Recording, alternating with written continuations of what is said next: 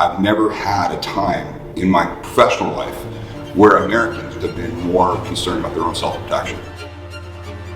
Well, football season's back here in the U.S., and you guys have already decided that it's really important that I evaluate 2 viral videos that went out showing fights at sporting events.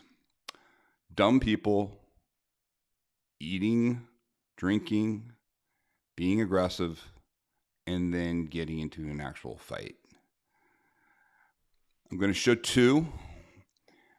And one is at a Rams game and one is at a Steelers game. And I can't tell you, there's probably over 100 of you that sent me some version of one of these things, thinking this was, absolutely information you had to know. So I'll go over them. Really, what this really tells me is just where our country's at right now, as far as being triggered. And there's a couple of other things we need to note. One thing that's very apparent, I know it's a big deal here in Vegas. Because of stimulus checks, security companies do not have the personnel they used to have.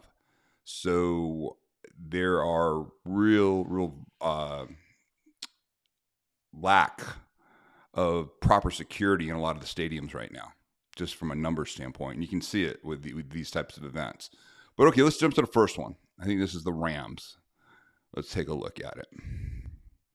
Okay, I'm going to stop it right here before it starts. Okay, so I took all the audio out because you just don't need to hear it.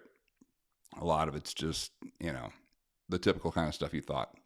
Now, what we're looking at is, regardless of how it happened, obviously somebody said something offensive. Somebody got this guy going, the guy that's being held right there. The woman has her hand on his arm. This is the guy that's going to get all wound up. And then all these guys over here are going to get involved. And I just want you to see what ineffective striking looks like, and just pure energy. Just literally, this looks like Tazmanian Devil type stuff with no real effect. Because again, what do we do when we watch violence? We want to see where things work. We want to see, okay, where did this change in anybody's favor? This one was just kind of borderline ridiculous, but I'll let it play out. Here he goes. Boom. They're pulling him off balance. And look, he's just like keeping everybody at bay. It's actually pretty funny. And then they start taking him. He's off. He's getting counterbalanced. That guy's pushing him over. And then this gets into a melee here. And again, just people wildly out of shape trying to fight. Now listen, that doesn't mean serious stuff's not going. This guy's getting racked in there. He's getting locked up, choked up. You're going to see as they take him down, they've been tooling him up, and he's got a really bloody face. But again, this isn't violence as we define it. Meaning there was nothing, the guy is still able to walk away from this. There was no declamation of function as far as, look, he can walk, he's yelling. Yes, he has some superficial bleeding. I'm sure he's going to feel like crap tomorrow. But again, for all those people and for all that action, what had really happened? Nothing. Other than he gets kicked out of the stadium. Probably a couple other people got kicked out. And I'm sure it was over a nothing event. But people think this kind of stuff is important. Now, this next one, there's actually something to learn from here. There's a couple of things to learn. This is a Steelers game. Okay, now this woman starts off with this woman getting in this guy's face. Now, this is where people make a huge mistake.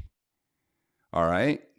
This woman probably is a very assertive person in her world. Probably in her social circle, probably in her work area. She is very assertive. She gets in people's faces. She wants to do things and let everybody know the way the world should be, and she's going to enforce it. So she gets in this guy's face to the point to where she puts hands on him. And he does not like that, and that's what triggers the whole event. So again, watch. She hit him. He held back, and then he started to focus on the boyfriend here. knocked her to the ground. She's going to get involved. She's again trying to keep him off. This is the crazy stuff. Like, he's just trying to push her away. And then all of a sudden, everything loses fire. Why? I think people start to get sober and they start to realize, hey, wait a minute. This is a game. This is not going to end well. We're going to have security here. Even she's trying to calm down her boyfriend who got racked. So all of a sudden, they pulled back from the edge and were able to rectify this. But let's look from a violence standpoint. Let's look at a couple things here. Okay. When she gets hit, when she hits him right there, okay, he got in her face. You saw he went, and then he had some self-control. I got to give it to him. He didn't just hit her then. He still had some control over himself. But now he gets into it with a boyfriend, and then you see her come back, and she's going to get thrown down too. Again, it gets into this primal rage that people get into. Here he goes, coming in. Okay, knocked her to the ground. Now watch. One, ineffective, boom. That's the one that connected right there. You see from his reaction, he is hurt. He is out at that point. He is not getting right back up. She's protecting him. And this is when everybody realizes, hey, this could go horribly wrong. It's almost like a ref in the ring. It actually worked this time. Some people got through to these idiots and had them stop fighting.